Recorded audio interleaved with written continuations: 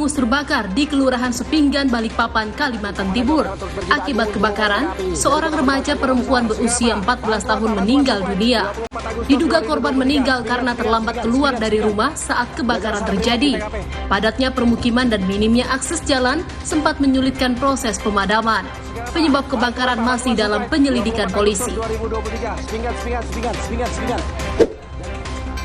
Kebakaran juga melanda gudang distributor sepatu dan pakaian di kawasan perumahan Jemur Sari Utara, Surabaya, Jawa Timur. Api dengan cepat membesar karena di dalam gudang banyak bahan mudah terbakar. Lebih dari 10 mobil pemadam kebakaran dikerahkan agar kebakaran tidak semakin meluas. Dugaan penyebab kebakaran belum diketahui. Pemerintah Kabupaten Bandung Barat menetapkan status darurat bencana kebakaran gunungan sampah di TPA Sari Mukti, Kecamatan Cipatat, Kabupaten Bandung Barat. Penanganan kebakaran TPA Sari Mukti harus melibatkan semua pihak. Penetapan status darurat bencana untuk meminta bantuan dari pemerintah pusat dan BNPB. Hal ini untuk mempercepat penanganan kebakaran di TPA Sari Mukti.